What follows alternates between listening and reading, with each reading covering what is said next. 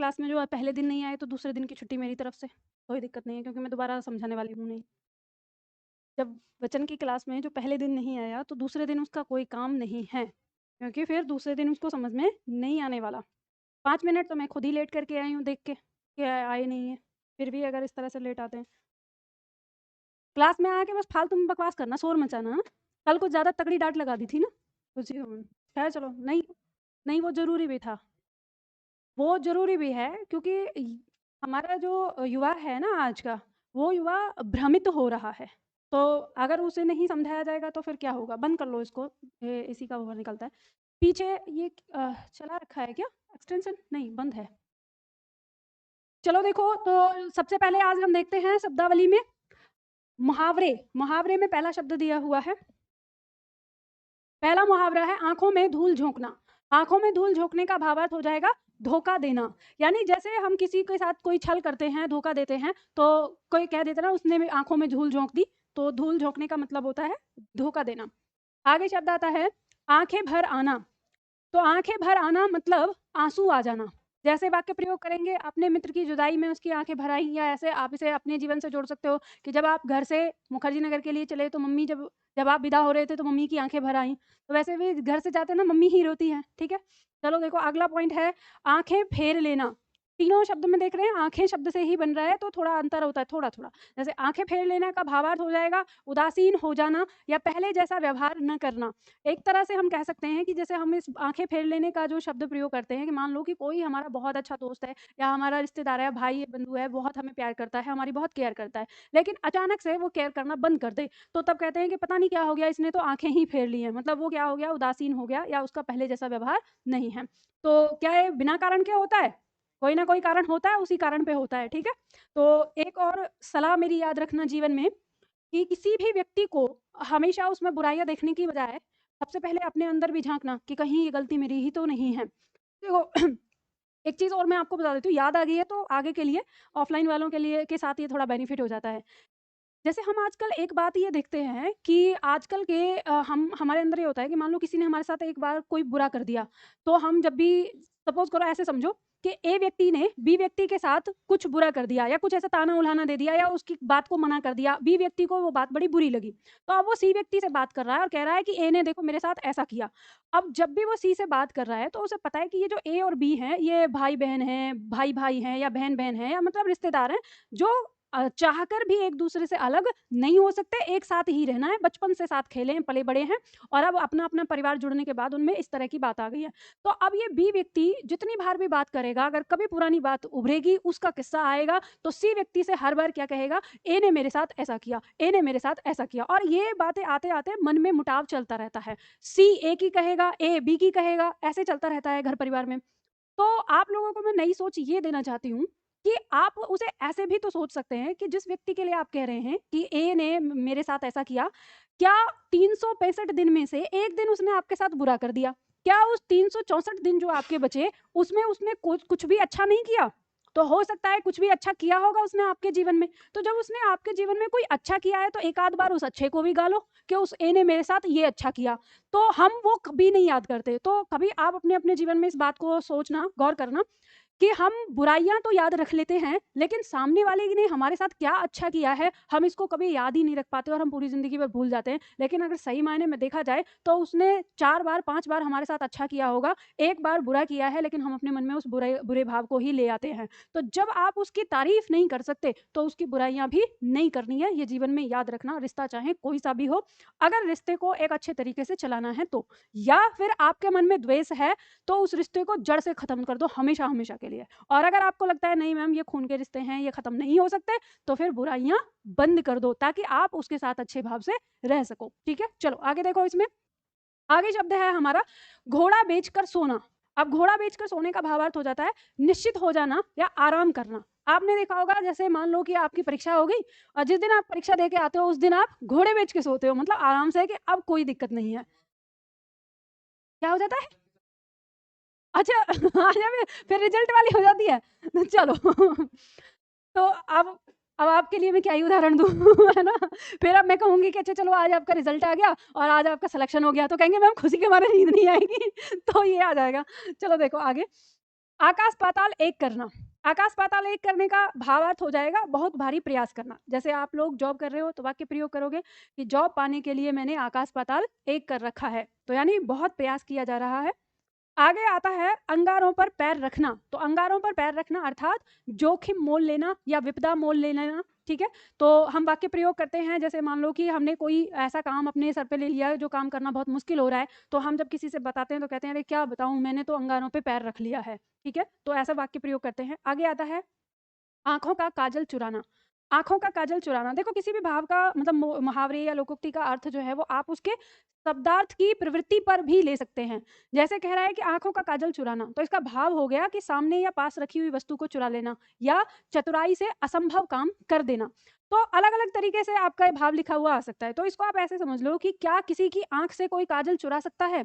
संभव ही नहीं है, क्योंकि आंख खुली हुई है तो उसका काजल वो भी आंख के सामने वाला, तो कैसे लिया जा सकता है? लेकिन अगर कोई इस तरह से कुछ कर ले, जैसे मान लो कि आंख में कुछ गिर गया, चालाकी, अरे देखो तुम्हारी आंख पे यहाँ कुछ लग रहा है, देखो ये था और उसे पता ही नहीं चला, और उतने में उसका काजल हटा दिया। शाब्दिक मैं समझा रही हूँ। तो मतलब ये क्या किया, उसे ये भी पता ही नहीं चला कि किसने हटाया। कहने का मतलब ये है कि उसकी आंखों के सामने कोई वस्तु पड़ी थी और उसको वहां से चुरा लिया। तो एक जब अगर कोई सामने रखी वस्तु को चुरा लेता है तो उसके लिए कहते हैं कि अरे चोरों का क्या बताएं, आंखों से काजल चुरा के ले गए। मतलब ये कि जैसे आपने सुनी होगी घटना भी ऐसे जोक में लेते हैं कि एक व्यक्ति बैठ के टीवी देख रहा था और टीवी देख रहा था, उसके घर में पूरी चोरी हो गई, सब कुछ चोरी हो गया। तो पुलिस वालों ने पूछा कि क्या क्या चोरी हुआ, कि टीवी छोड़ के सब कुछ चोरी हो गया। ये अच्छा टीवी कैसे छोड़ गए चोर? क्योंकि मैं टीवी देख रहा था। तो मतलब ये है कि वो टीवी देख रहा था, बाकी सारे चुरा ले गए। तो वही वाली चीज कि सामने पड़ी हुई चीज उसे यही पता नहीं चला कि कौन क्या उठा रहा है ना, सामान चोरी हो गया। तो ऐसी चतुराई काम करना, तो तभी दूसरा भाव दिया है कि चतुराई से असंभव सा काम कर देना, यानी जो असंभव हो लेकिन वो काम कर देना। आगे आता है आगे कुआ पीछे खाई। तो इसका भावार्थ देखेंगे कि हर तरफ से हानि का होना या दोनों ओर मुसीबत होना।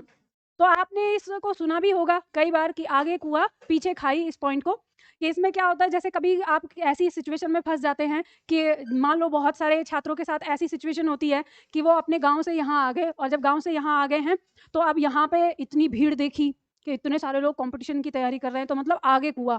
अब कि मन में सोचा कि चलो वापस चले जाते हैं, तो फिर वहां अरे वापस गए तो रिश्तेदार ताने मार मार के सुखा देंगे, तो यानी पीछे खाई। तो अब क्या हो गया कि दोनों तरफ ही प्रॉब्लम है, क्या करें क्या ना करें। तो ऐसी दोनों ओर ही मुसीबत होना या हर तरफ से हानि होना, ऐसा भाव प्रयोग करते हैं। देखो ये चीज समझाया है मैंने, ये नहीं कि इस वाक्य के लिए आपका ये पॉइंट समझ आए। वाक्य प्रयोग ऐसे कर सकते हैं, जैसे डाकुओं ने सुरेश को रोककर कहा या तो वह गोली खाए या सामान दे दे। अब सुरेश के सामने आगे कुआ या पीछे खाई वाली स्थिति उत्पन्न हो गई, तो ऐसे वाक्य प्रयोग कर सकते हैं हम।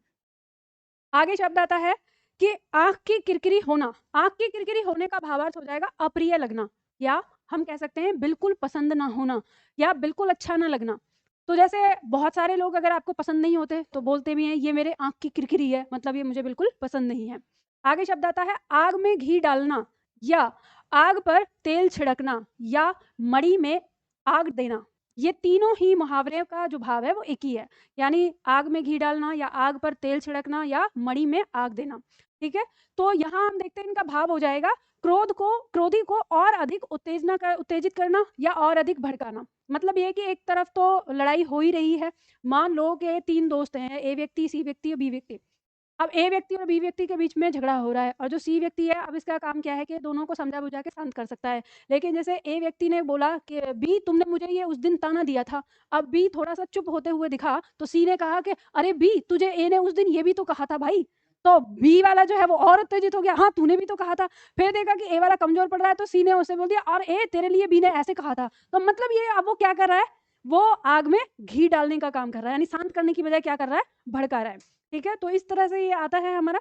तो ये मुहावरे आप लोगों को याद करने हैं, इनके भावार्थ हैं, और मैंने इसमें मुहावरे के वाक्य प्रयोग भी दिए हुए हैं, तो आप लोगों के लिए आसान है इसे याद करना।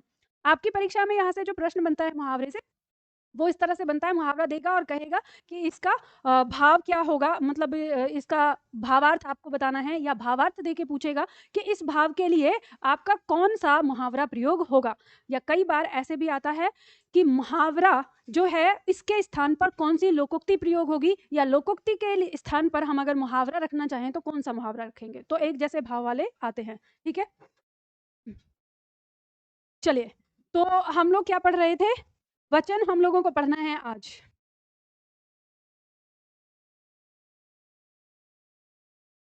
तुम लोग इतना लेट कैसे हो गए? ये देखो देखो इन लोगों के लक्षण, मतलब मिल गए थे तो इनकी पढ़ाई के लिए क्लास छोड़ दो, इन्हें इस बात की टेंशन नहीं है कि हमारा टॉपिक छूट जाएगा, बस बात ना पूरी हो रही तो ना बढ़िया है। मतलब जैसे औरतों के बारे में आता है, सिर पे हेल रखी रहेगी फिर भी बातें करती रहेंगी। तो वही चलो देखो, आज हम लोग पढ़ने वाले हैं वचन। तो वचन देखो आपका ऐसा टॉपिक है, इसमें आपको 6 से 7 नियम याद रखने, 7 नियम टोटल आपके 7 नियम हैं जो आपको याद रखने हैं। और हिंदी के जितने भी शब्द हैं सब में आपका वचन इसी तरह से बनेगा, उन 7 नियमों से ही। और वो 7 नियम भी बहुत आसान है, अगर आप थोड़ा सा चाचा चौधरी की तरह ही दिमाग चला लेंगे तो उतने में ही हो जाएगा। अब आपके पास 2 तरीके हैं, या तो ये 7 नियम याद रख लो या हर शब्द का वचन याद रख लो। तो हर शब्द का वचन याद करने बैठेंगे तो हजारों शब्द आ जाएंगे, तो फायदा किसमें है? नियम समझने में। ठीक है, तो चलो नियम समझते हैं। सबसे पहले बात करेंगे वचन क्या होता है। वचन की परिभाषा कहती है कि संज्ञा के जिस रूप से वस्तु का एक होना अथवा 2 या 2 से अधिक होना पता चलता है उसे वचन कहते हैं। और हिंदी भाषा में वचन कितने प्रकार के होते हैं? 2 प्रकार के। याद रखना, वचन भी हमारे कितने प्रकार के होते हैं? 2 प्रकार के। कौन कौन से? एक वचन और बहुवचन। अब यहाँ पर मैं आप लोगों के सामने कुछ डाउट रखती हूँ पहले, ठीक है? वचन से संबंधित आपके पास कोई डाउट है? वचन से संबंधित किसी के दिमाग में हो कि मैम वचन वाले पॉइंट में मुझे ये समझ नहीं आता, ऐसा कोई डाउट है किसी के पास? मतलब अब क्या ही कहा जाए, जब प्रश्न ही कर ही नहीं है तो कैसे पता चलेगा? चलो मान लो अगर मैं आपसे कहूँ कि बताओ चाकू का बहुवचन क्या होगा? अरे तुम्हें तो पता है, उनसे पूछना है ना। बताओ चाकू का बहुवचन क्या होगा? कैसे? चाकू का बहुवचन चाकू कैसे हो जाएगा? और लड़का का बहुवचन क्या होगा? अच्छा अब एक चलो एक प्रश्न बताओ आप लोग, देखो जो पहले पढ़ चुके हैं ना वो नहीं बोलेंगे, मैं पहले ही बता रही हूँ। नए छात्रों को सीखने का मौका देना चाहिए। आप स्मार्ट बच्चे हो, आप सीख चुके हो, जो रिवीजन कर रहे हैं वो शांत रहेंगे, उनको भी पता है, क्योंकि वो अब मुझे भी ये पता है कि जो पहले दिन आया था वो कोरा ही था। ठीक है, तो इसीलिए नहीं बोलना है, शांत रहने देना। और मैं जिससे पूछा करती हूँ ना उसको जवाब देने दिया करते हैं। और क्योंकि उसे इसीलिए पूछा जा रहा है ना कि वो जैसे बोल रहा है तो दिमाग तो चलाए ना, थोड़ा अटेंशन आने दो। एक प्रश्न आपकी परीक्षा में आया था और आ भी सकता है आगे। लड़का शब्द का बहुवचन बनाइए। बहुवचन बताना है, ठीक है? विकल्प में दे रही हूँ, विकल्प को पढ़ के बताना। शब्द है लड़के, शब्द है लड़कों, सी विकल्प है ए एंड बी, और डी विकल्प है कोई नहीं।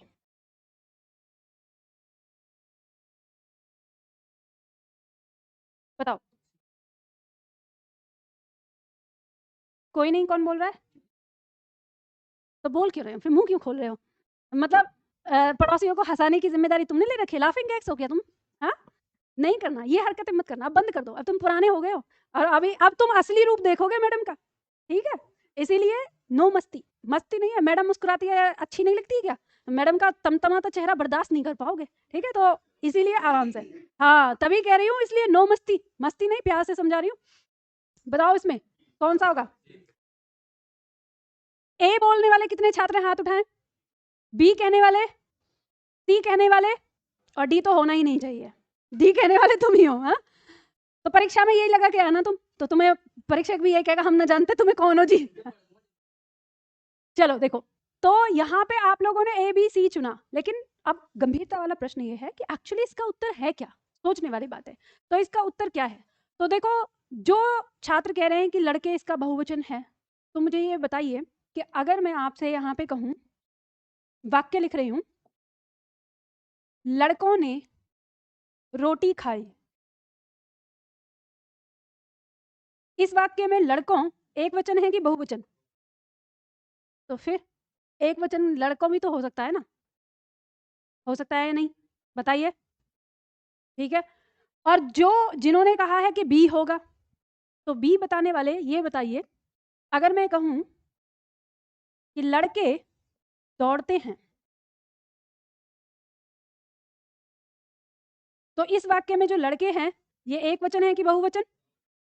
बहुवचन। तो बी कैसे होगा? बताइए। अब दिमाग में क्या, अब क्या उत्तर आ रहा है इसका? तो अब देखो, जो सी बताने वाले हैं वो गलत हैं, इस प्रश्न का उत्तर है ए।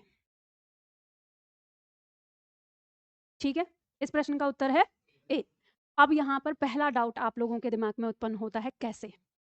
जब आपने अभी अभी ये कहा कि लड़कों, यहाँ बहुवचन है तो बी भी होना चाहिए, और यहाँ कहा कि लड़के बहुवचन हैं तो ए भी होना चाहिए, तो फिर इस प्रश्न का उत्तर सी क्यों नहीं, जिसने कहा है कि ए और बी दोनों इसका बहुवचन है? ठीक है, पहला डाउट। कोई बताएगा, बताना चाहेगा? पुराने छात्रों को छोड़ के नए वालों की बात कर रही हूँ, पुरानों को तो पता है। नए वाले छात्र कोई बताना चाहेगा कि क्यों ऐसा हुआ है, या क्या कारण है? कैसे बताओ, व्याख्या करो पूरी क्रिया की वजह से, कैसे?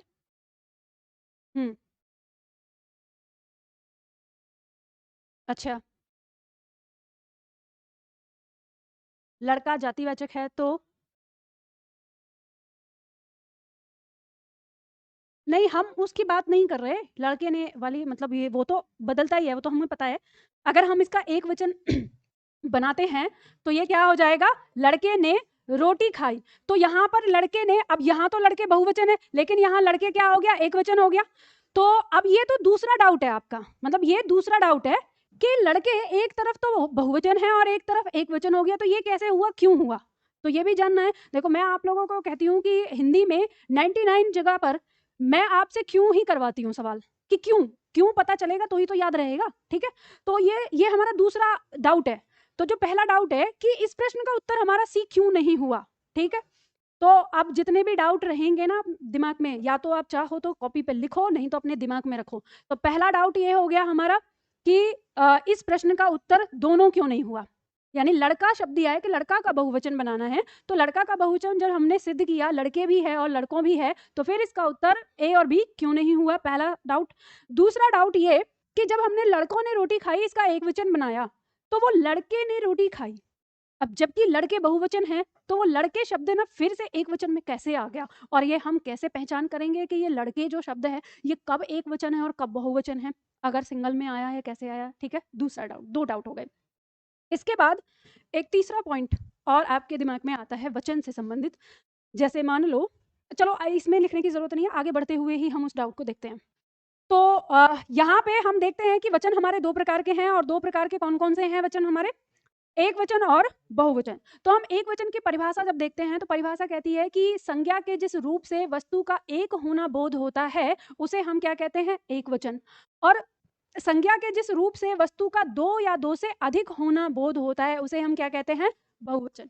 अब हम यहाँ पे उदाहरण देखेंगे कि जैसे उदाहरण हमारा दिया हुआ है, एक वचन का उदाहरण है शेर, ठीक है, लड़का, रात, किताब, ये हमारी जो संज्ञा है इस समय क्या है, एक वचन। लेकिन वहीं पे हम जब बहुवचन का उदाहरण देख रहे हैं तो शेर का बहुवचन हमने देखा, शेर का बहुवचन शेर ही है, कोई परिवर्तन नहीं हो रहा। लड़का का बहुवचन लड़के है, इसमें परिवर्तन हो रहा है, आ का ए हो जा रहा है। रात का बहुवचन रातें हैं, एक और पॉइंट इसमें आ गया, रात से रातें, यहां तो बिंदी लगी नहीं, यहाँ बिंदी भी लग गई। ठीक है, किताब से किताबें, यहां पर भी बिंदी लग गई। तो यहाँ आपके अब तीसरा चौथा डाउट उत्पन्न होता है फिर से कि वे कौन सी संज्ञा हैं जिनमें एक वचन और बहुवचन एक जैसा होता है। चौथा डाउट हमारे दिमाग में आएगा, तो फिर वो कौन सी संज्ञाएं हैं जिनमें बिंदी लगेगी और जिनमें बिंदी नहीं लगेगी। तो क्या बिंदी लगना बहुवचन को दर्शाएगा, या अब छठा डाउट हमारा यहाँ आ जाएगा, क्या हर बिंदी बहुवचन को दर्शाती है। ठीक है, तो यहाँ पे आपके सामने कई सारे प्रश्न ये आ रहे हैं। ठीक है, अब इसके बाद 6 प्रश्न हो गए, और इन प्रश्नों को ध्यान रखना, सारे प्रश्नों के उत्तर आपको वचन करते हुए मिल जाएंगे अपने आप कि क्यों ऐसा हो रहा है। छठा प्रश्न आपके सामने आ रहा है, जैसे मान लीजिए कि शब्द है हमारा नदी, नदी शब्द है, जब हम नदी लिख रहे हैं तो हमने इस पे बड़ी ई की मात्रा लगाई, अगर हमने बहुवचन बनाया तो यहाँ पर हमने छोटी ई की मात्रा लगाई, नदियां। अब सवाल उठता है कि हम क्या याद करें, छोटी ई की मात्रा याद करें कि बड़ी ई की मात्रा याद करें, और हमें कैसे पता चलेगा कि किस शब्द में कब कहाँ कैसे छोटी ई की मात्रा बड़ी में आएगी और बड़ी की मात्रा छोटी होगी। तो यह आपका छठा सातवां प्रश्न हो जाता है। तो इस तरह के डाउट हमारे आते हैं, और ये सारे डाउट जितने हम मैंने अभी बताए ये सब के सब आपके वचन की क्लास करने के बाद पूरी तरह से क्लियर हो जाएंगे। ठीक है, तो यहाँ पे जब डाउट होता है ये वाला भी पॉइंट होता है कि हमें कैसे समझ में आएगा बिंदी लगना ना लगना। अब जैसे मान लीजिए शब्द है हमारा नहीं, अब इस नहीं पर बिंदी जो लगी है तो क्या ये बहुवचन होगा, तो नहीं, ये हमारा एक अविकारी शब्द है, तो अविकारी शब्द है तो अविकारी शब्द का एक वचन बहुवचन नहीं होता है। तो नहीं शब्द निषेधात्मक अविकारी है हमारा, तो ये इसकी वर्तनी ही ऐसे लिखी जाती है। तो जब भी आप कभी अपना लेखन करेंगे तो उसमें हमेशा नहीं के ऊपर बिंदी लगाएंगे, और अगर आप बिंदी नहीं लगाते हैं तो यानी वर्तनी आपकी खराब हो जाती है, गलत हो जाती है। तो इस पॉइंट को नोट रखना। ये जो है शब्द अगर आप लिख रहे हो मैं, कितने छात्र हैं जो मैं पर बिंदी नहीं लगाते, बताओ? तो आज से लगाना शुरू कर दो, क्योंकि वो गलत हो जाएगा। आपको ये याद रखना है कि मैं के ऊपर बिंदी लगानी है, और ये इसकी वर्तनी तभी बनेगी। उसी तरह से शब्द आता है मैं, सर्वनाम है, इस पर कितने लोग बिंदी नहीं लगाते? तो आज से लगाना शुरू कर दो, ये लगेगा, हमेशा लगेगा। लिख लो, इसको नोट कर लो, आज के बाद ये गलती नहीं होनी चाहिए लेखन में। इसी तरह से शब्द आएगा, जैसे मान लो आपने क्यों लिखा, तो इस क्यों पर भी बिंदी लगेगी। यहाँ पर कितने नहीं लगाते? फिर जो नहीं लगाते मतलब वो लगाते ही नहीं है बिंदी। आप कहीं पे बिंदी लगाते भी हो? नहीं लगाते, वह नीचे लगाते हो। ऊपर लगाने की बात कर रही हूँ मैं ना, कि समझ में ही नहीं आता। तो अब इन शब्दों को याद रख लो, ठीक है? बात पता चल गई ना, जो शब्द आ रहे हैं हमारे। हाँ, वो वचन का हिस्सा है के ऊपर। अच्छा देखो, जैसे ये है और ये है की बात होगी, तो ये एक वचन है और ये बहुवचन है, ठीक है? तो जो क्रिया में आपका है बनेगा, क्रिया वाला। अब इसको ऐसे याद रख सकते हो, जब भी हमारी क्रियाओं के ऊपर, सहायक क्रियाओं के ऊपर अगर बिंदी लगी हुई है तो वो मतलब बहुवचन है, और बिंदी नहीं लगी हुई है तो वो एक वचन है। तो ये आपको याद रखना पड़ेगा क्रियाओं के साथ। बाकी अगर जो हमारे अव्यय शब्द हैं या हमारे संज्ञा हैं, सर्वनाम हैं आदि शब्दों में अगर कहीं पे बिंदी लगी हुई है तो वो उनकी वर्तनी का हिस्सा है, ठीक है? अब जैसे मान लो आप परीक्षा में परिभाषा लिखते हो किसी भी शब्द का, जैसे मान लो हमने कहा कि जिनसे दो या दो से अधिक वस्तुओं का बोध होता है उन्हें हम बहुवचन कहते हैं। अब मैं अगर ये परिभाषा लिखवाऊं तो कहते हैं, इस है पर बिंदी लगेगी या नहीं लगेगी, बताओ? लगेगी, क्योंकि कहते हैं बहुत सारे लोग कहते हैं, तो बहुत सारे लोग कहते हैं तो यहाँ पर बिंदी लगेगी। और अगर हम ऐसे कहें कि उसे बहुवचन कहा जाता है, तो यहाँ पे बिंदी लगेगी कि नहीं लगेगी? तो यहाँ बिंदी नहीं लगेगी, क्योंकि कहा जाता है ये एक वचन को दर्शा रहा है। तो अब आपको ये भी चीज सीखनी होगी क्रिया के साथ, ठीक है? मैं में सेवा में लगेगा, मतलब कहना क्या चाहते हो? सेवा में जो आप लगाते हो उसमें भी लगेगा। इन दोनों में अंतर है। ये में जो है अंग्रेजी में जिसे तुम आई कहते हो, सर्वनाम है, ये स्वयं के लिए प्रयोग होने वाला, संस्कृत में अहम कहा जाता है, ठीक है? और ये में का मतलब है इन, जिसे अंग्रेजी में इन कहते हो, ये आपकी विभक्ति है, ठीक है? अधिकरण की विभक्ति आती है, ये कारक चिन्ह है, ठीक? तो दोनों में बिंदी लगेगी, ये याद रखना है जब भी लिखेंगे। चलिए अब आगे बढ़ते हैं। तो ये जितने भी सारे आपके सामने अब ये डाउट आए हैं, इन सारे डाउटों को खत्म करने के लिए हम नए सिरे से शुरुआत करते हैं, और शुरुआत करते हैं हम किसी भी संज्ञा का एक वचन से बहुवचन बनाने की ओर, ठीक है? हम जानते हैं जब भी किसी क्रिया का जन्म होता है या कोई भी क्रिया है, इतना तो हमको पता है कि जब हम उसके लिंग की बात करेंगे हिंदी में, वो जो हमारी संज्ञा है, क्रिया है या विशेषण है, जो भी है, तो हम जो अभी पहले बात कर रहे हैं वो संज्ञा की बात कर रहे हैं, ठीक है? तो जो हमारी संज्ञा है वो या तो पुल्लिंग होगी या तो स्त्रीलिंग होगी। तो दो चीज तो हमें पता चल गई। अब इसके बाद हम उसका वचन देखते हैं। तो ध्यान से ये ध्यान रखिएगा कि 98% हमारे जो शब्द होते हैं वो एक वचन में होते हैं, यानी संज्ञाएं जो हैं वो शुरुआत में क्या होती हैं? एक वचन होती हैं। हमें उनका बहुवचन बनाना होता है। तो जब हम उनका बहुवचन बनाते हैं तो बहुवचन बनाने के नियम हम पढ़ेंगे। तो ये नियम हमारे दो आधारों पर बनाए जाते हैं। कौन कौन से वो आधार हैं? तो दो आधार हैं, निर्विभक्ति रूप और सविभक्ति रूप। अब यहाँ पे सवाल उठेगा आपके दिमाग में, तुरंत प्रश्न आएगा कि मैम निर्विभक्ति रूप और सविभक्ति रूप का मतलब क्या होगा, इनका मतलब क्या है? अब मान लो मैं परिभाषा लिखवा दूं, फिर बाद में आप भूल जाओ, तो मैं आपको परिभाषा बाद में लिखवाऊंगी, पहले आपको इसे समझना है और याद करना है यहीं पे। मुझे ये बताइए कि इन दोनों शब्दों में, निर्विभक्ति और सविभक्ति, इन दोनों शब्दों में आपको कौन सा शब्द कॉमन दिखाई दे रहा है जो दोनों में है? विभक्ति, ठीक है?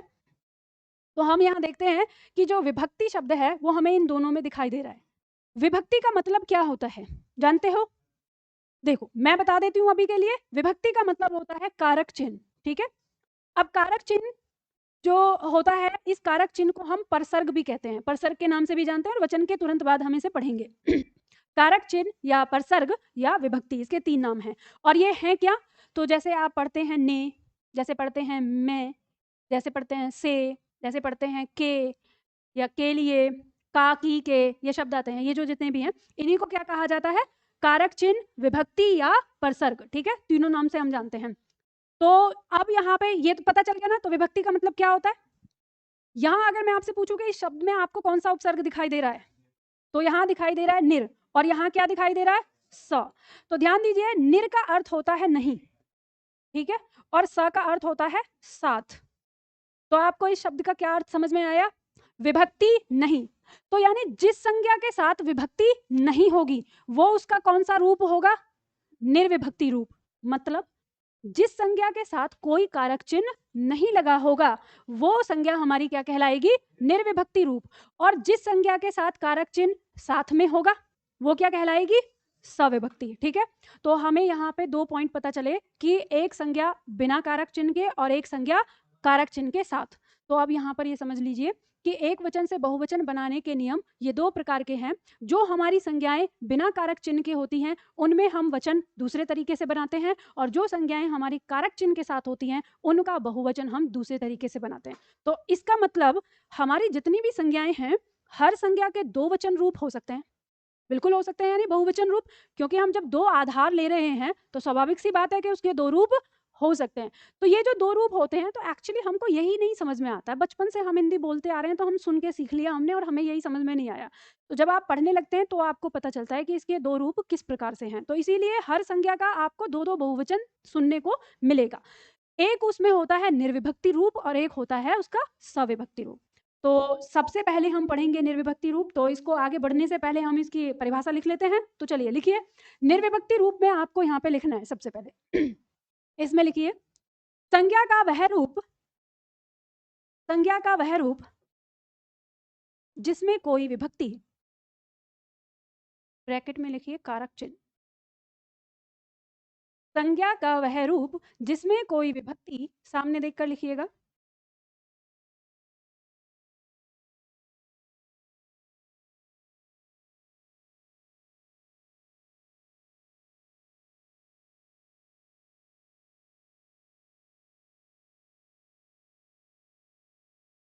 संज्ञा का वह रूप जिनमें कोई विभक्ति यानी कारक चिन्ह जैसे का, की, ने, में आदि लगा होता है सॉरी रुक जाओ, विभक्ति है ना, विभक्ति शब्द बोला है तो लगी होती है, विभक्ति शब्द स्त्रीलिंग में है। संज्ञा का वह रूप जिसमें कोई विभक्ति, ब्रैकेट में लिख लिया हमने कारक चिन्ह, ठीक है, नहीं लगी होती है, निर्विभक्ति बोल रहे हैं ना हम, ये विभक्ति नहीं लगी होती है। एक बार फिर दोबारा से बोल रही हूं मैं, देखो, संज्ञा का वह रूप जिसमें कोई विभक्ति, ब्रैकेट में कारक चिन्ह, नहीं लगी होती है उसे, हाँ आदि के बाद ब्रैकेट बंद करके तब लिखना है, नहीं लगी होती है। संज्ञा का वह रूप जिसमें कोई विभक्ति नहीं लगी होती है उसे निर्विभक्ति रूप कहते हैं, उसे निर्विभक्ति रूप कहते हैं, उसे निर्विभक्ति रूप कहते हैं। पूर्ण विराम लगा के ब्रैकेट में लिख लो, संज्ञा का मूल रूप, संज्ञा का मूल रूप।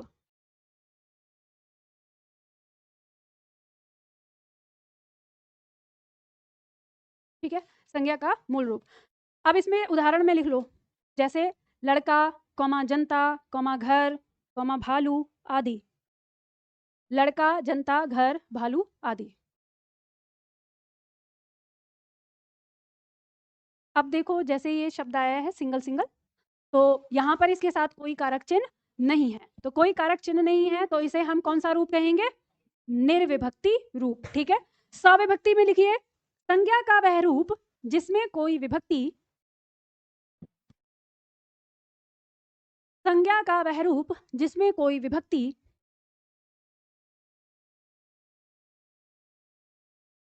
अब ब्रैकेट में फिर से ये लिख लो, कारक चिन्ह का, की, के, ने, में आदि, जिसमें कोई विभक्ति लगी होती है, जिसमें कोई विभक्ति लगी होती है,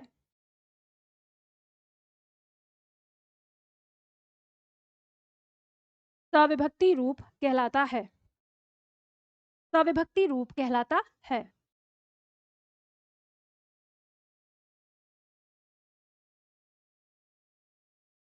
कहलाता है। पूर्ण विराम लगा के उदाहरण में लिखिए, जैसे लड़के ने, जैसे लड़के ने, कॉमा, घर में, घर में, कॉमा, जनता का, जनता का, कॉमा भालू को, भालू को।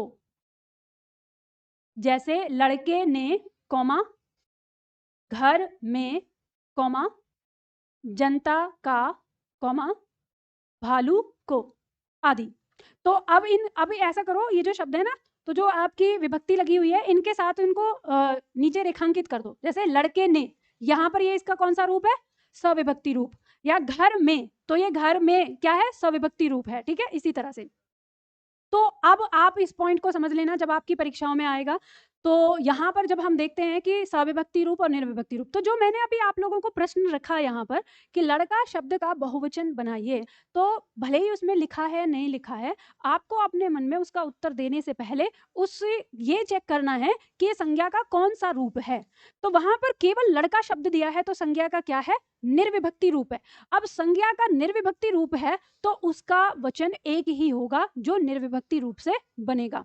अगर मान लो कि वहां ऐसा होता कि जैसे शब्द है कि लड़के को भोजन खिलाओ या कुछ भी ऐसा दिया होता को लगाकर, तो आपको वहां पे तुरंत समझ में आ जाता कि अब इसका बहुवचन क्या बनेगा? लड़कों। ठीक है, चलो अब ऐसा जरूरी भी नहीं है। जैसे मान लो लड़का शब्द है, तो लड़का में तो आकारांत है आपका, तो ऐसे पता चल रहा है। इसके स्थान पर कोई और हो सकता है शब्द जिसमें आकारांत ना हो, तो उनका भी कैसे बनेगा? तो अब वही हम यहाँ पे सीखेंगे। तो हम एक एक करके सीखते हैं, तब ध्यान रखिएगा। सविभक्ति रूप जो है वो आपका, उसका एक ही नियम है, एक रूल है, बस बहुत सरल है। जो कुछ भी सीखना है आपको वो निर्विभक्ति में सीखना है। ठीक है, तो उसी को हम देखेंगे एक एक करके। निर्विभक्ति रूप में सबसे पहला नियम हमारा क्या कहता है?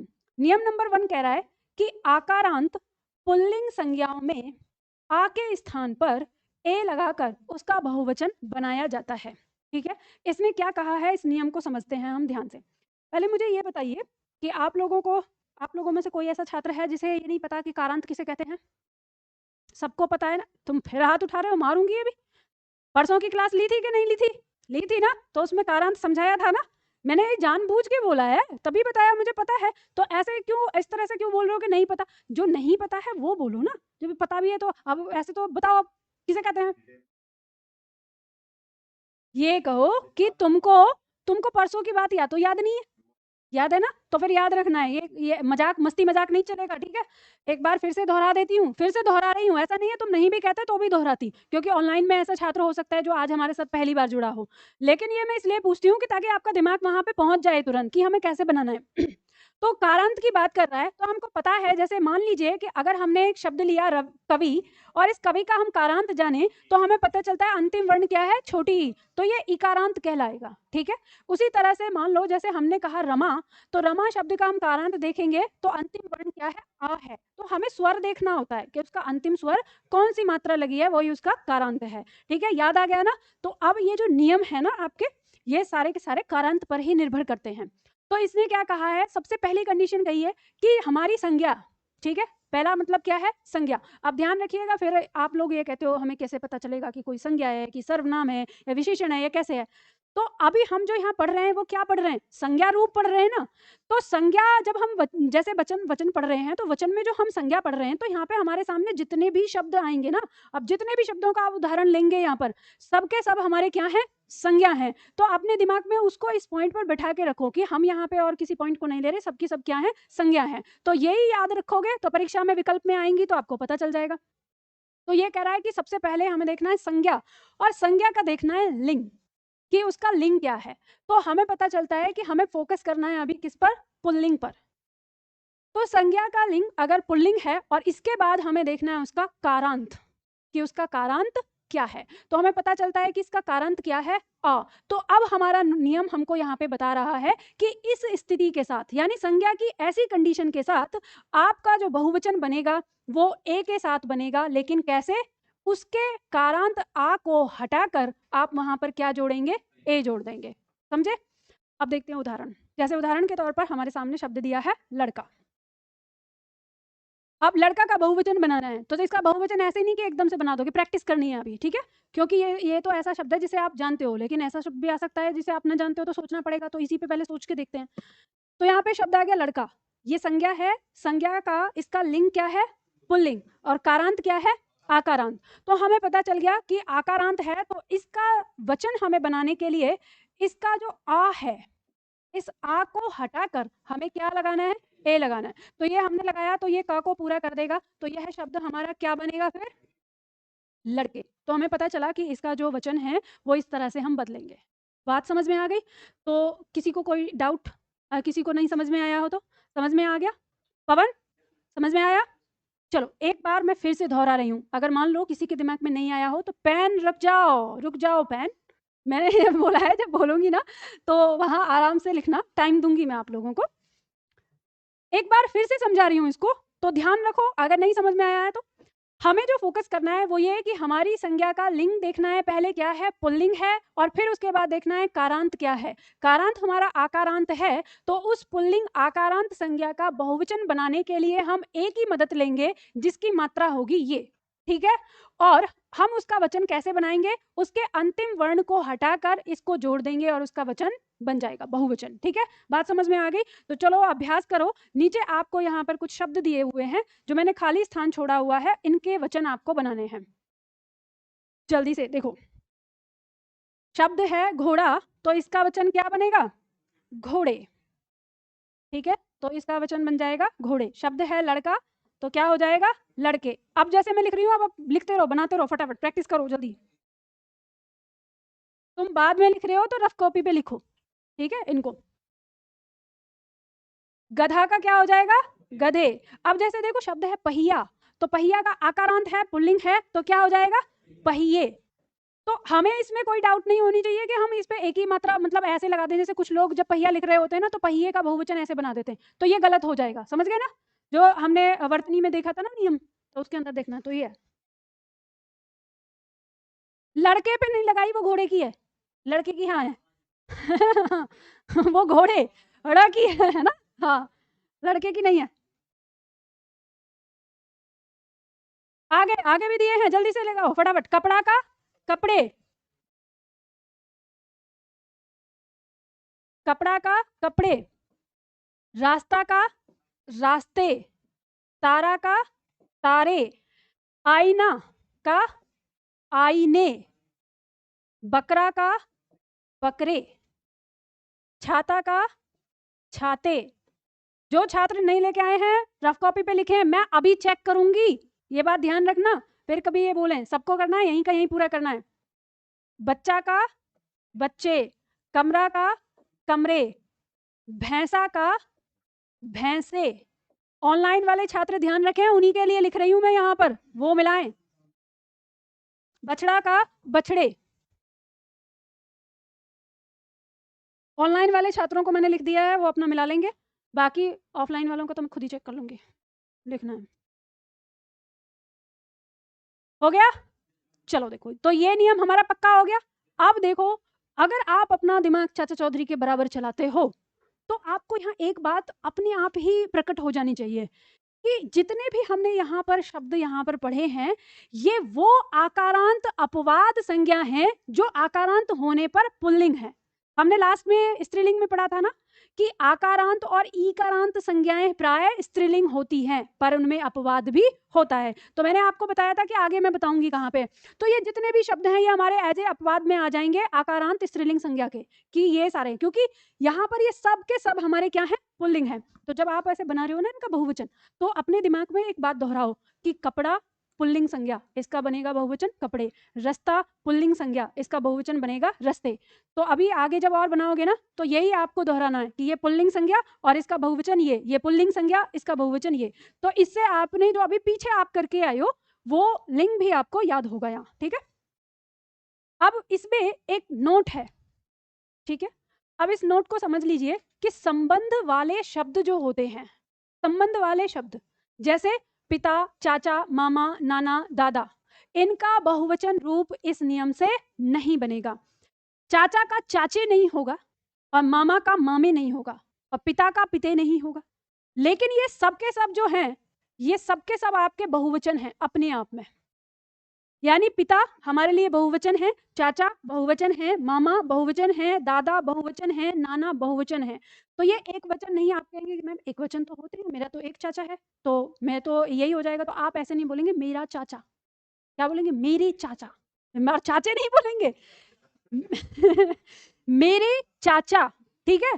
तो ऐसा क्यों? अब आपके दिमाग में ये फिर से प्रश्न आएगा तो मैम ऐसा क्यों? तो ध्यान रखना, हिंदी आपको थोड़ा तमीज सिखाती है। हिंदी कहती है कि जो आपसे उम्र में बड़ा है वो आपके लिए आदरणीय है, और जो आदरणीय है हम उसको बहुवचन रूप में प्रकट करते हैं। और यहाँ से आपकी परीक्षा में प्रश्न आता है। अब ये आदरणीय वाला पॉइंट अब क्या क्या हो गया आपके लिए, सोचो। वाक्य शुद्धिकरण में अभी आपका यही आएगा, ये सीधे, ये तो ऐसे सीधा वचन के रूप में आ जाएगा। जब वाक्य शुद्धिकरण होगा वहां पे वो इस तरह से रख देगा। तो जैसे मान लो अगर हमने कहा कि मेरा भाई बाजार गया है, तो इस वाक्य का मतलब है कि ये भाई मुझसे छोटा है, ठीक है। अगर कहा कि मेरे भाई बाजार गए हैं, तो इसका मतलब ये है कि ये भाई मुझसे उम्र में बड़ा है। तो अगर ऐसा वाक्य आपके सामने आए कि मेरा पिताजी आज ही आया है, तो ये वाक्य शुद्ध होगा कि अशुद्ध? और इसमें क्या अशुद्धि होगी, किससे संबंधित अशुद्धि होगी?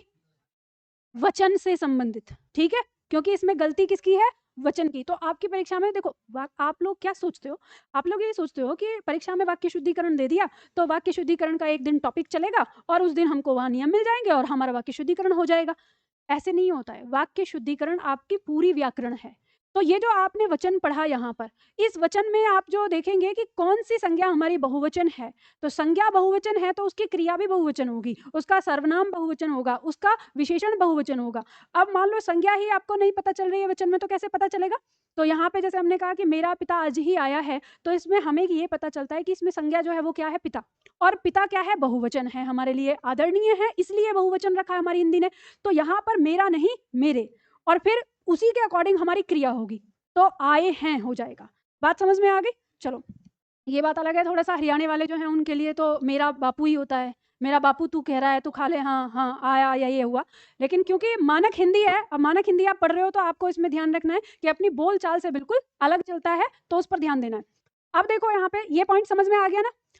अब ऐसे मान लो, अच्छा मुझे ये बताओ कि एक शब्द है राजा, तो राजा का बहुवचन क्या होगा? राजा का बहुवचन वाक्य में राजा होगा। राजा का बहुवचन ऐसे ही बनेगा, राजा का बहुवचन राजे ही होगा। अब आप कहेंगे कि मैम हमने तो ऐसा कभी पढ़ा ही नहीं। तो आपने इसलिए नहीं पढ़ा क्योंकि राजा तो एक ही होता है, आपको उसके बहुवचन की जरूरत कभी पड़ती ही नहीं है। तो जब उसके बहुवचन की जरूरत ही नहीं पड़ती, मान लो हम सबका राजा कौन होगा? कोई एक। तो हम ये तो नहीं कहेंगे कि हम सबके राजे कौन होंगे, ये तो नहीं बोलते ना। अब आप इसी चीज को ना आप ना कभी इतिहास में पढ़ना, और इतिहास में आपको उसका वचन दिखेगा कि मान लो कहीं पे कोई एक किस्सा हो कि इस राजा ने एक सम्मेलन किया और उस सम्मेलन में दूर दराज के कई राजे महाराजे सम्मिलित हुए, तो वहां पे राजे महाराजे लिखा होगा, वहां राजा महाराजा नहीं लिखा होगा, ठीक है। तो वो राजे महाराजे सम्मिलित हुए। तो हमें जो बहुवचन की जरूरत पड़ती है वो यदा कदा पड़ती है। तो ये मत सोचना, ये डाउट है, बच्चे का डाउट था तो इसलिए आप लोगों को बता दिया। तो राजा शब्द का भी ऐसे ही बनेगा जैसे हमारा ये नियम कह रहा है, ठीक है। ये पॉइंट केवल संबंध वाले शब्दों में होता है। आगे देखो, दूसरा पॉइंट हमारा आ रहा है। पॉइंट कह रहा है हमारा आकारांत, इकारांत, ईकारांत, उकारांत, ऊकारांत पुल्लिंग संज्ञाओं का एक वचन रूप ही उसका बहुवचन रूप होता है। अब इसने क्या कहा है, इस पॉइंट को समझिए। हमारी संज्ञा क्या है? संज्ञा है हमारी पुल्लिंग, ठीक है। और उसमें कारांत कौन सा है? एकारांत, या लघु ई, या दीर्घ ई, या दीर्घ लघु ऊ, या दीर्घ ऊ।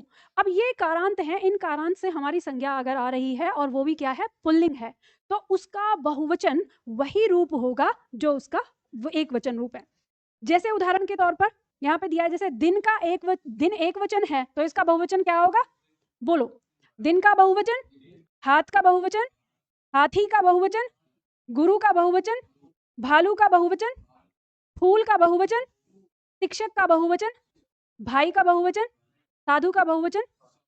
अब आवाज जो पूरी नहीं आ रही, इनके दिमाग में सन से बैठ रहा है। ये कह रहे इन आपके दिमाग में होगा मैम दिन का दिनों भी हो सकता है, क्या बोल रहे हो? शिक्षक गण, वो बताऊंगी, आगे बताऊंगी। शिक्षक का शिक्षक, वो ये जो गण वाला कॉन्सेप्ट आया है ना, वो क्यों आया है? वो स्पष्ट करने के लिए आया है, क्योंकि हमें पता नहीं रहता। जैसे ये शिक्षक आपका एक वचन होते हुए भी इसकी क्रिया आपको बहुवचन लगानी पड़ेगी, क्यों? अब बोलो क्यों? नहीं, अकारांत नहीं है, सम्मान के लिए, आदरणीय है। आप शिक्षक के साथ ये तो नहीं कहेंगे शिक्षक आ रहा है, देखो मेरा शिक्षक आ रहा है, नहीं बोलेंगे ना। तो क्या बोलेंगे? मेरे शिक्षक आ रहे हैं। अब क्योंकि ये एक वचन होकर भी आपको बहुवचन जैसा दिख रहा है, तो अब आपके सामने समस्या आ गई कि जब एक्चुअली में बहुवचन होगा तो हम कैसे पहचानेंगे कि ये एकवचन है कि बहुवचन है। तो उस समय हमें गण या जन शब्द लगाने की जरूरत पड़ती है, तब हम का समूह का प्रयोग करते हैं। अब जैसे मान लो कि बालक शब्द है, तो कहें कि बालक आ रहा है, तो आसानी से पहचान लोगे। अगर ये कहा कि बालक आ रहे हैं, तो आसानी से पहचान लोगे, ठीक है। अब वहीं पे अगर बालक गण लगा दो तो बिल्कुल ही आसान हो गया कि हमारे लिए। तो यहाँ पर आपको इन सारी संज्ञाओं को किसकी मदद से पहचानना पड़ रहा है? क्रिया की मदद से, ठीक है। तो इसलिए अब मान लो जैसे किसी के दिमाग में ये आ जाए बात कि मैम दिन का तो दिनों होता है, फूल का तो फूलों होता है, हाथी का तो हाथियों होता है, अब आपने यहाँ पे ये कैसे कह दिया कि इनका बहुवचन नहीं होता। तो अब देखते हैं कैसे वाक्य प्रयोग कर लेना, आपको समझ में आना चाहिए ना कि कैसे होता है। तो वाक्य प्रयोग करके जो मैंने कहा है, हम निर्विभक्ति रूप की बात कर रहे हैं, तो पहले इसको सिद्ध कर लेते हैं। अब हाथियों, दिनों, फूलों ये कब होता है वो तो बाद में जानेंगे, पर पहले इस पॉइंट को जान लेते हैं कि जो पॉइंट नंबर 2 हमने बात करी है, ये सही है कि नहीं है। जैसे मान लीजिए कि मैंने वाक्य लिया, वाक्य में आपसे बोल रही हूं, आपको इसका बहुवचन बनाना है पूरे वाक्य के साथ। बाग में फूल खिला है, आपको इसका बहुवचन बताना है, बताइए क्या बनेगा। अगर हम बाग को भी बहुवचन बना दें तो बागों हो जाएगा, ठीक है। मान लो बना देते हैं, पूरा बना देते हैं, बागों में फूल खिले हैं। अब देखिए यहां पर ये जो हमारा फूल है ये क्या है? एक वचन। लेकिन ये फूल जो है हमारा क्या है? बहुवचन। तो शकल इनकी एक जैसी है ना, तो एक वचन और बहुवचन दोनों रूप एक ही होते हैं। अब ये ऐसा क्यों है आपके दिमाग में आएगा? तो ऐसा इसलिए है कि दिमाग में आएगा, तो ऐसा इसलिए है क्योंकि ये निर्विभक्ति रूप में है। तो जो हमारी पुल्लिंग, क्योंकि ये निर्विभक्ति रूप में है, तो जो हमारी पुल्लिंग संज्ञा होती है, जब वो निर्विभक्ति रूप में होती है तो आकारांत को छोड़कर अ से लेकर उकारांत तक जितनी भी संज्ञाएं हैं सब निर्विभक्ति रूप में वही होती हैं जो उनका एक वचन रूप होता है। अब जैसे मान लो वाक्य आपने लिया कि हाथी पुल पार कर रहा है, और इसका बहुवचन बनाओगे तो कैसे बनाओगे? हाथी पुल पार कर रहे हैं, तो हाथी का हाथी ही रहा, एक वचन से बहुवचन बदल गया, लेकिन हाथी बिल्कुल ऐसा ही रहा। तो आपको यहाँ ये समझ में आता है कि वाक्य में प्रयोग होने के बाद भी ये जो हमारे शब्द हैं ये क्या है? निर्विभक्ति रूप है, इनके साथ कोई विभक्ति, कोई कारक चिन्ह तो नहीं दिख रहा ना। तो इसीलिए ये क्या है? हमारे एक वचन और बहुवचन रूप एक जैसे हैं, ठीक है। अब मान लीजिए हम इस फूल के साथ कोई कारक चिन्ह लगा दें, ठीक है। हाँ तो वही तो बताने जा रही हूँ, वही तो कह रही हूँ ना। डाउट जो है वो अपने पास रखो आराम से। वही तो कह रही हूँ कि अगर मान लो हम यहाँ पर ये कहें कि आप कारक चिन्ह लगाओ, इनके साथ क्या लगा सकते हो? फूल के साथ कारक चिन्ह लगा के वाक्य बनाना है आपको। लड़कों ने फूलों को तोड़ा, पहले एक वचन तो बनाओ। मान लो आपने कहा कि लड़के ने या लड़के फूल को तोड़ रहे हैं,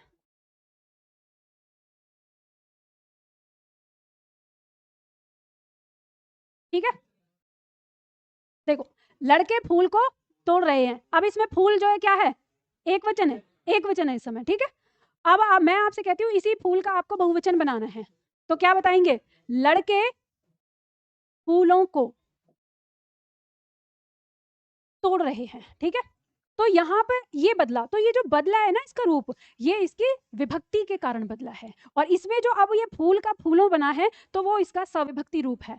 तो हमें ये बात समझ में आ गई कि हमारी जो पुल्लिंग संज्ञा है, एकारांत ई इकारांत उ उकारांत, हमारी जो पुल्लिंग संज्ञा है इसका निर्विभक्ति रूप बिल्कुल वैसा का वैसा ही होगा, लेकिन इसका सविभक्ति रूप अ या यो के साथ बदलता है, ठीक है। तो पॉइंट समझ में आ गया। चलिए अब आगे बढ़ते हैं। तीसरा पॉइंट आता है हमारा अकारांत स्त्रीलिंग संज्ञाओं में अ के स्थान पर ए लगाकर तथा आकारांत स्त्रीलिंग संज्ञाओं में आ के बाद ए जोड़कर बहुवचन बनाते हैं।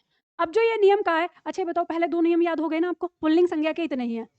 अब आपके दिमाग में एक पॉइंट ये भी आ सकता है कि मैम एकारांत और ओकारांत वाले संज्ञा अगर आ गई पुल्लिंग हमारी, तो उनका वचन कैसे बनेगा? आया किसी के दिमाग में डाउट? नहीं आया? तो अब देखो मैंने प्रश्न किया तो बताओ।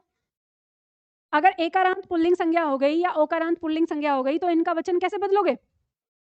वो पहले से इन्हीं से तो हम पुल्लिंग बना रहे हैं, एकारांत लगाकर और ओकारांत लगाकर ही तो हम क्या बना रहे हैं?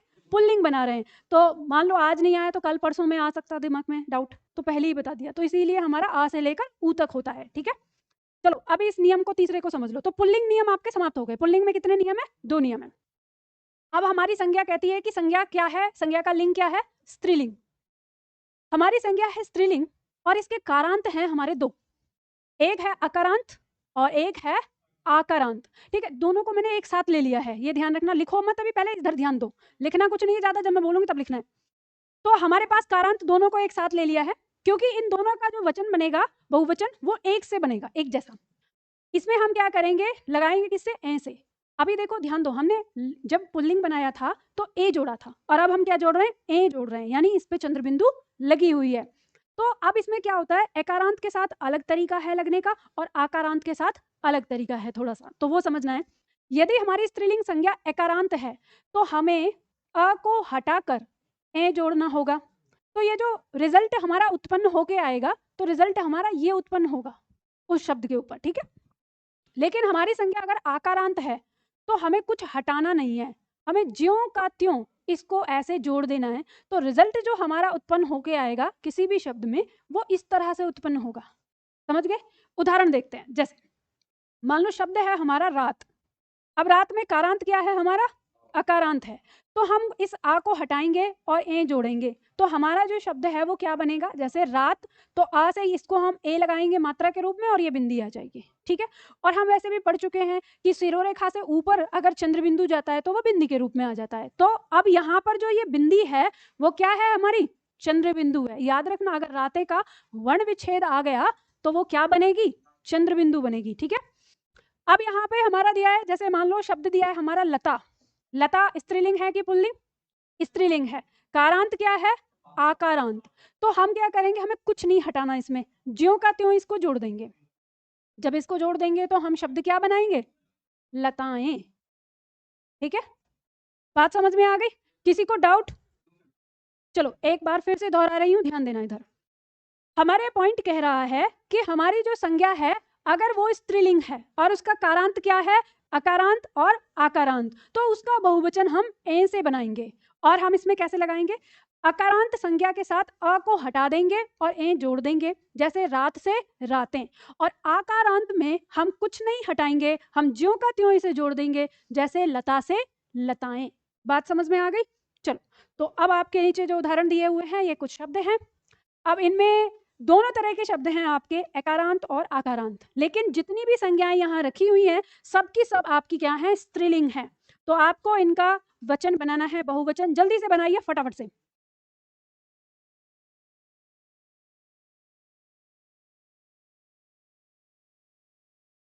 देखो यहाँ पे जो छात्र ये कह रहे हैं कि मैम चिड़िया का बताइए। बेटा अभी चिड़िया तक हम पहुंचे नहीं है, ठीक है। चिड़िया शब्द जो है वो स्त्रीलिंग है, तो स्त्रीलिंग है तो उसको हम बाद में करेंगे। तो अभी पहले यहाँ पे आ जाओ।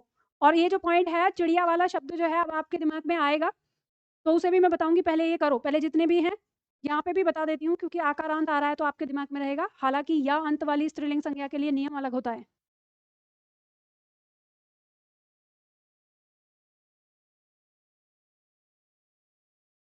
देखो ऑनलाइन वाले छात्र इसको चेक कर लेंगे। मैं यहाँ पे बनाती हूँ, मेरे जैसे मत बनाना, मैं इन्हीं संज्ञाओं पे बना रही हूँ। जैसे देखो रात है तो क्या बन जाएगा? रातें। आदत है, एकारांत है तो आदतें। बोतल का बोतलें। खबर का खबरें। लता का लताएं, ठीक है। शाखा का शाखाएं। कक्षा का कक्षाएं। अध्यापिका का अध्यापिकाएं। पुस्तक का पुस्तकें। सड़क का सड़कें। बात का बातें। अदालत का अदालतें। माता का माताएं। सभा का सभाएं। कामना का कामनाएं। हो गया? किसी के दिमाग में ये आएगा कि मैम आपने कहा कि संबंध वाले शब्दों का बहुवचन नहीं बनाते, तो ध्यान रखिएगा, पुल्लिंग संबंध वाले शब्दों का बहुवचन नहीं बनाया जाता, लेकिन स्त्रीलिंग संबंध वाले शब्दों का बहुवचन बनाया जाता है। हाँ, दादियां हो जाएगा, चाची का चाचियां हो जाएगा, ठीक है, इस तरह से।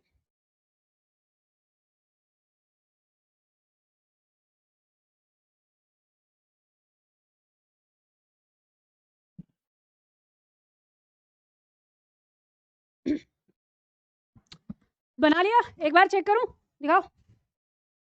क्या क्या लग रहा है तुमको? मजाक कर रही हूं? तो ये गड़बड़ है, इसको सुधार लो, ठीक है। तो ये चलो पॉइंट समझ में आ गया? आगे बढ़ते हैं पॉइंट नंबर 4। पॉइंट नंबर 4 क्या कहता है? अच्छा, इसमें एक प्रश्न पूछा है कि चिड़िया शब्द का क्या होगा, हालांकि आपका जो नियम नंबर है, अच्छा चलो बताओ कैसे बनाओगे। शब्द है हमारा चिड़िया, तो इसका बहुवचन बताना। ऐसे ये गलत हो जाएगा। ये इस नियम का मतलब इस नियम का एक अलग नियम बनता है, और वो नियम आपका रूल नंबर 6 है।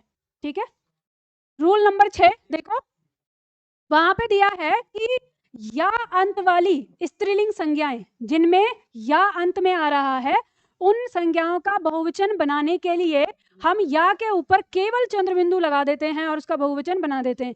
तो जैसे चिड़िया शब्द है, स्त्रीलिंग है, तो या अंत से हो रहा है, तो हम इसका बहुवचन बनाने के लिए क्या लगाएंगे? चंद्र बिंदु। और ये पॉइंट आपकी परीक्षा में आता है। तो नियम नंबर 6 ये आपको दिया हुआ है। ठीक है, तो ऐसे लगाएंगे, इसको ध्यान रखना।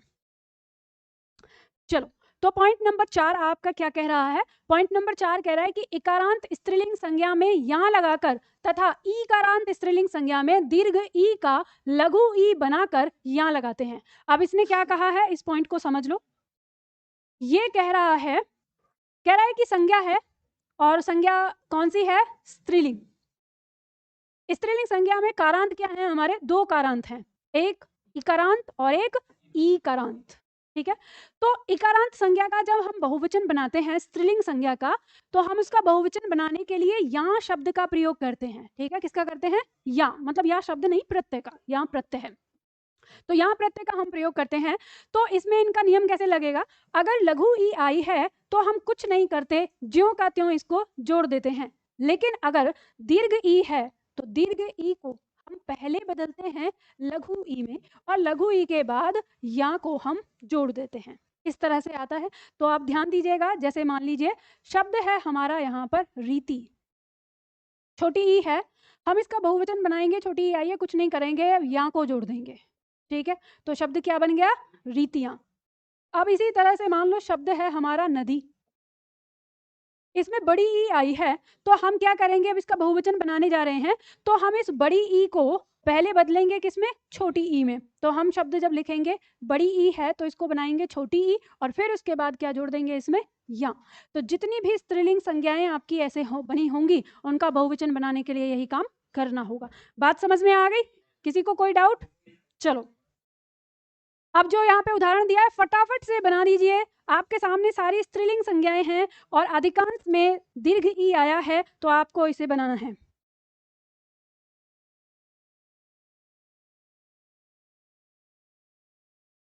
चलो, ऑनलाइन वालों ने तो कोई गलती नहीं की थी ना उसमें, ये ध्यान रखना। चलो मैं बताती हूँ, ऑनलाइन वाले चेक करेंगे अपना। जैसे छड़ी है, तो छड़ी में हम छोटी ई बनाएंगे, बड़ी ई है, छोटी ई बनाएंगे, फिर या लगाएंगे। रीति है तो रीति में या डायरेक्ट जोड़ देंगे। मैं इस तरह से जोड़ रही हूँ ताकि आपको अंतर समझ में आ जाए। नारी शब्द है तो छोटी ई में बदलेंगे और नारियां ऐसे बना देंगे। दरी शब्द है तो बना देंगे, छोटी ई में बदलेंगे और क्या हो जाएगा? दरियां। अब देखो, एक शब्द आ गया दरियां और एक शब्द हो गया आपका दरिया, शब्द ऐसे बन गया। तो ये दरिया मतलब झरने के लिए आ जाएगा, पुल्लिंग शब्द है। और ये दरिया जिसपे यहाँ लगा हुआ है अंकी बिंदी, ये वो जो बिछाने वाली दरी होती है उसका बहुवचन। शब्द है नाली तो हो जाएगा नालियां, बड़ी ई है तो छोटी ई में बदलेंगे। घड़ी, बड़ी ई है तो छोटी ई में बदलेंगे घड़ियां। नदी, ये हो गया। शब्द है गाड़ी, तो गाड़ी में बड़ी ई है तो छोटी ई में बदलेंगे गाड़ियां। साड़ी शब्द दिया है, छोटी ई में बदलेंगे साड़ियां। धोती शब्द है, छोटी ई में बदलेंगे धोतियां। ठीक है, नीति शब्द है, छोटी ई पहले से ही है तो लग जाएगा नीतियां। कुर्सी शब्द है, देखो शब्द आपका ई की मात्रा दी है, इसके ऊपर र चढ़ा हुआ है, इससे हमें कोई डिस्टर्ब होना नहीं है। जैसे बड़ी ई पे चढ़ा है वैसे ही छोटी ई पे चढ़ जाएगा। बड़ी ई को आपको बदलना किस में है? पहले छोटी में, और ये र आ जाएगा ऐसे ही, और शब्द हो जाएगा कुर्सियां। ठीक है, उसी तरह से सवारी शब्द है तो सवारियां, र पर छोटी ई की मात्रा हो जाएगी, शब्द आ गया सवारियां। अब देखो बच्ची शब्द दिया है, आपको पता है कैसे बनाएंगे बच्चियां? तो आधा चा है और पूरा चा है, पूरे चा की मात्रा है तो इसके आगे से जाएगी मात्रा और शब्द क्या हो जाएगा? बच्चियां। ठीक है, इस तरह से हो गया। कोई दिक्कत? समझ में आ गया ना? चलो, तो जिस तरह से आपने ये किया है इकारांत वाला, इसी तरह से उकारांत में भी होता है। उकारांत में क्या हो जाएगा कि, लेकिन अंतर यह है कि उकारांत का बहुवचन बनाने के लिए हमें ए का प्रयोग करना पड़ेगा, यानी जो हमने अकारांत में लगाया था। यानी उकारांत स्त्रीलिंग संज्ञा में एकारांत हम लगाकर उसका बहुवचन बनाते हैं। अगर दीर्घ ऊ है तो उसे हम पहले लघु ऊ में बदलते हैं और फिर ए लगाते हैं। जैसे उदाहरण के तौर पर वस्तु शब्द है, छोटा ऊ आया है तो कुछ नहीं हटाना, सीधा ए लगा देंगे, वस्तुएं हो जाएगा। बहु है, बड़ा ऊ आया है तो बहुवचन बनाने के लिए पहले इसे छोटे में बदलेंगे और इसे लगा देंगे। शब्द है गऊ, बड़ा ऊ है, इसका बहुवचन बनाने के लिए इसे छोटे में बदलेंगे और ए लगा देंगे। ठीक है, अंत में स्वर अपने वास्तविक रूप में आया तो भी हम यही काम यहाँ पर करेंगे। शब्द है जैसे धेनु, तो छोटा ऊ आया है तो हम सीधा सीधा ऐसे ही लगा देंगे। फिर शब्द है वधु, बड़ा ऊ आया है तो इसको छोटा करेंगे और फिर इसे लगा देंगे। शब्द है झाड़ू, तो झाड़ू में बड़ा ऊ है तो बहुवचन बनाएंगे तो छोटा करके ए लगा देंगे। ठीक है, इस तरह से। और छठा पॉइंट ये जो मैंने आपको बताया ही कि या अंत वाली, तो केवल चिड़िया नहीं, अब बहुत सारे शब्द आपको दिख रहे हैं या अंत वाली जो स्त्रीलिंग संज्ञाएं हैं उनमें हम केवल चंद्रबिंदु लगा के उनका बहुवचन बनाते हैं। जैसे चिड़िया का चिड़िया, बिटिया का बिटिया, गुड़िया का गुड़िया, कुटिया का कुटिया, बुढ़िया का बुढ़िया, चुहिया का चुहिया, डिबिया का डिबिया और बिंदिया का बिंदिया। ठीक है, हाँ जी। 5 नंबर वाले में हमने कहा है, जिस तरह से हमने बनाया ना 5 नंबर वाला, देखो इसको से समझ लो ये क्या कह रहा है। जैसे हमारी संज्ञा क्या है, स्त्रीलिंग है। ठीक है, अब स्त्रीलिंग संज्ञा है और उसमें कारांत क्या है हमारा, तो कारांत हमें यहाँ पर समझना है कि स्त्रीलिंग संज्ञा है और कारांत है हमारा उकारांत और उकारांत। ठीक है, तो इनका बहुवचन बनाने के लिए हमें किसका प्रयोग करना है, जिससे हमने अ वाला बनाया था, ए का ही प्रयोग करना है। ठीक है, तो यहाँ पर जो बड़ा ऊ आया है, छोटा ऊ आया है, तो हमें इसको कुछ नहीं हटाना, हमें छोटे के बाद तुरंत के तुरंत हमें ऐसा ही लगा देना है। जैसे उदाहरण के तौर पर शब्द क्या है, वस्तु। ठीक है, तो वस्तु है तो वस्तु में छोटा ऊ है तो हम सीधा ये लगा देंगे और बन गया इसका वस्तुएं। ठीक है, और जैसे बड़ा शब्द है, अब शब्द आया है हमारा वधु, तो हमें क्या करना है, जो बड़ा ऊ है इसको पहले छोटा बदलेंगे और फिर उसके बाद ए लगाएंगे। तो अब यहाँ पे वधु शब्द आ गया, तो इसका बहुवचन बनाने के लिए हमें बड़े को पहले छोटा बनाना है और फिर हम ए लगा देंगे, तो शब्द क्या बन गया हमारा, वधु है। ठीक है, इस तरह से होगा। बात समझ में आ गई ना। अब देखो यहाँ पे आपको मैं इसको याद करने का बता देती हूँ कि अब दिमाग में लग रहा होगा मैम कितना कितना कैसे याद करेंगे, तो बहुत सीधा सरल सा है, आपका जो पॉइंट याद करना है ऐसे याद रखो, अकारांत और आकारांत और उकारांत और उकारांत स्त्रीलिंग संज्ञाओं का जब हम बनाएंगे तो इसमें एक ही प्रत्यय काम करेगा ए। ठीक है, और इकारांत और ईकारांत जब हम लगाएंगे तो इसका प्रत्यय होता है हमारा या, और ये जो है ये हमारी कौन सी है, स्त्रीलिंग संज्ञा है। ठीक है, अब मर्जी आपकी, जैसा लिखना है वैसा लिखना है। ठीक है, ये स्त्रीलिंग संज्ञा। जब हम पुल्लिंग संज्ञा की बात कर रहे हैं तो पुल्लिंग संज्ञाओं में हमारी शॉर्ट ट्रिक क्या बनती है कि हमारा अगर आकारांत है तो आकारांत संज्ञा के लिए हमें इसका प्रयोग करना है, इससे बनेगा।